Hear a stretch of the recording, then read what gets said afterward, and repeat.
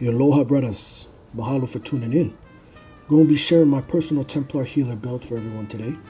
This is my main character. I typically use this character when I play this game. I guess I'm drawn to healing in MMOs because I'm a medic by profession. That, and I've always enjoyed playing this type of support character way before I became a medic. So I build a healer, or my healer, a little different from other players. I like my healers tanky because I typically play in PUGs, and a lot of the time I get grouped with less experienced people, and this build helps a lot to be able to stay alive and revive everyone when shit hits the fan. I do realize that buffing your team and debuffing is very important, and don't get me wrong, this build has some of that. It's just the gear sets that it uses aren't geared towards that playstyle. So without further ado, let's get started. Alrighty, so Templar for your class, right? My personal favorite class to run as a healer. Simple to use, low skill cap, just like me. Now for race, you got your two traditional options. I prefer Breton for the increased magical sustain, but in all honesty, you won't likely see a huge difference if you use the Argonian. Both are great choices.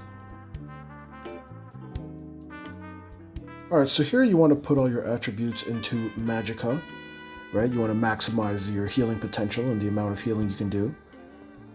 Helps with your sustain as well. You don't need health or stamina.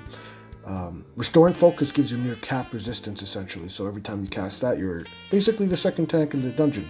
Now, any tri-stat boosting food or Witchmother's Potent Brew, and for Mundus Stone, you want the Archonok or the Ritual. Choice is up to you, no wrong answer here.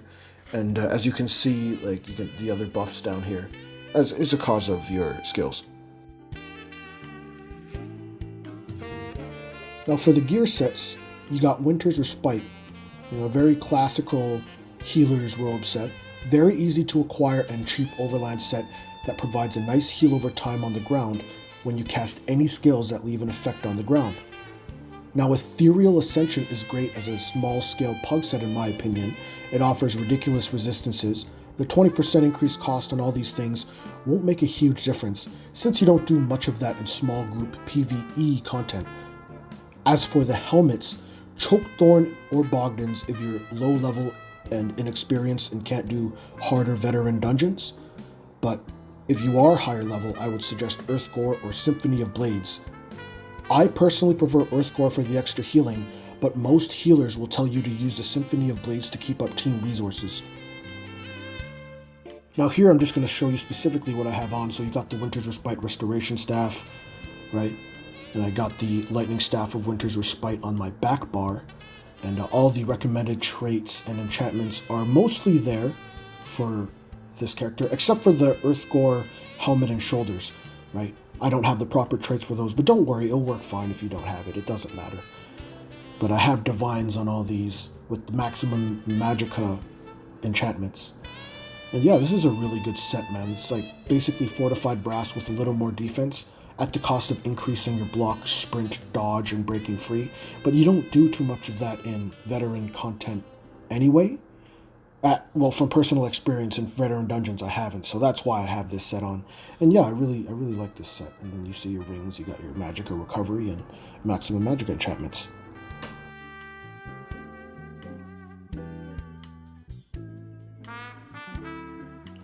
Now for your front bar, your restoration staff skills, you want to have Honor the Dead, which is your main single target burst heal. Very expensive, but it's really strong, and you use it when your team drops below 75% health. Energy Orb, which is one of your three main AoE heal over times, and it's great for restoring team resources and a little bit of health. This is one of the main things that you'll always set down. Now, Radiating Regeneration is a restoration staff, one of your three AoE hots. Very strong and it's casted every 10 seconds, ideally. Inner Light from the Mage Guild is just slotted for its passive buffs with Spell Critical and Max Magicka. Then you have Combat Prayer from your Resto staff, mainly used for its damage and resistance buffs, but also a moderately strong frontal burst heal, something you do want to cast often, like every 8 seconds. Practice Incantation is your emergency heal, and it's very strong and low ultimate cost relative to other skills. Now in your back bar, you want to have Blockade of Storms from your Destruction Staff skill line, concussing enemies, and a mild frontal AoE dot, or damage over time, Extended Ritual from the Restoring Light skill line. Now this is your large circular AoE heal, and it's used to cleanse negative effects. Very, very strong heal. Very good heal. You got your Restoring Focus, which is your main spell that you put on the ground to make you tanky as hell, making it very hard to kill, and a mild stamina recovery, right, just to compensate for Ethereal Ascension. Luminous Shards from your Aedric Spear skill line, which is used for its resource restoring synergy for tanks, ideally, and it has a mild burst in AoE damage when you cast it. Then you have your Reflective Light from your Dawn's Wrath, and I mainly cast this just so I can proc my Illuminate passive, which grants 10% group spell damage for 20 seconds, and there's some little damage in slowing enemies. And then this is a flex spot, but I like having Reviving Barrier as a strong team damage shield. It's quite expensive. It also heals a team, but you can choose any other skill you prefer if you don't like this. Yeah, and these are the passives that I would recommend you to have. Pause at any point if you need to see these clearly, but it's pretty self-explanatory. I don't want to spend too much time on it, but you have to max out all your trees for your class. And you got heavy armor, light armor, you got to max out Resto Staff, Destro Staff, and you're Undaunted, ideally. Pause if you need to see the champion points, but basically under the Warfare skill line, or the blue one, all of this is like healing-focused slottables. And on the right, under the Fitness, a lot of those slottables are actually geared towards making this character a lot more tanky, so you get the best of both worlds. And then for the green, or the crafting on the left, pick anything you want, but I think those are the best in my opinion for every character. Alright, so your first step, you want to be casting Extended Ritual and Restoring Focus to have a very large heal over time and increase your resistances to make you extremely tanky. This is, before you do anything, you should always be doing this. And make sure to recast these spells every 24 seconds, right? Or if you need to reposition yourself. Very, very important. Right after that, you want to cast your Elemental Blockade on large mobs of enemies, right? Always remembering to recast once a spell expires, because it sets enemies off balance and concusses them, basically. And then your third step, you want to cast your Reflective Light. Not really from a damage perspective, but really just to activate your minor sorcery group buff, Illuminate. Right? Cast it every 20 seconds to increase group spell damage by about 10%. Once you got the first 3 steps down, you want to lay down your two out of your 3 main heal over times, Radiating Regeneration and Energy Orb, at the bare minimum every 10 seconds. However, if your team requires resources, cast Energy Orb more frequently. And right after that, you want to toss your Luminous Shards frequently on the tank so they can replenish their resources. Once you have your heal over times down and all that stuff that make you tanky, you want to consider casting your Combat Prayer if you need an AoE frontal burst heal, but this should really be to keep up the damage and defensive buffs from this skill to your group. And when your teammates drop below 75% health, get ready to burst heal with Honor the Dead. And in absolute emergencies, you want to cast your Practice Incantation, right? When damage starts getting too heavy for you to handle. Casting this will heal everybody in a very large radius, right? A very bursty and very, very strong heal. Yeah, and that's basically it. So here's some veteran Cradle of Shadows gameplay for you. Fighting, I think this is the Spider boss. Probably the third last boss in the veteran Cradle of Shadows. Well, it was pretty easy here. I joined in late, so I didn't actually get to fully complete this dungeon. I don't think I've ever done this dungeon on veteran before, so...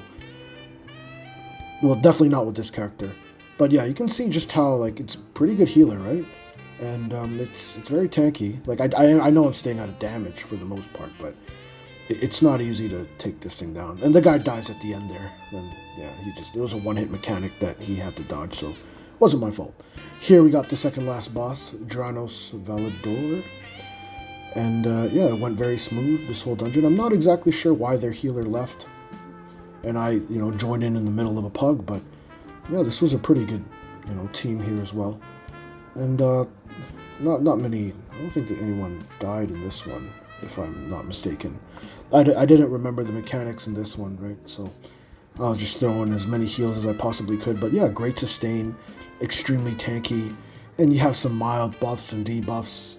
So it's a pretty good character. I like using it in pugs. And here you got the final boss, Veladreth. Really nice monster helmet that I like to use. And Yeah, you see me there. I'm just bursting the hell out of this. I forgot why my magicka was so low. Maybe because I was just over healing at that point. But yeah, sometimes I forget to put down my buffs and debuffs and my restoring focus and cleansing ritual, right? But you want to get into the habit of that because that's what's going to keep you alive, and it's what's going to make you sweat a little less when the battle gets a little heavy. So here I'm standing inside my circle. I call it my safe space. Right, so yeah, activity complete. Pretty cool here. And here I'm just showcasing the survivability in a Harrowstorm. So here I'm just kind of throwing like really weak heal over times on the ground and just letting monsters hit me. And survivability is pretty good here. I was getting mobbed for a while until people started showing up, and I wasn't healing anyone anywhere around. So they were probably pissed off about that. Like, what the hell? What are you doing here? You literally have like one job, and I just wasn't doing my job there. But yeah, look, it's not a bad character, man. I really like using tanky healers. It's my playstyle. I know it's not recommended for people teaching other people healing, but when you join a pug with people that don't know what they're doing, you really got no other option. You got to stay alive and keep people alive until they can learn the mechanics, right? So that's what I do. So I hope you enjoyed the video. If you liked it, please like and subscribe. I really do appreciate it. Much love, people. Take it easy. Mahalo.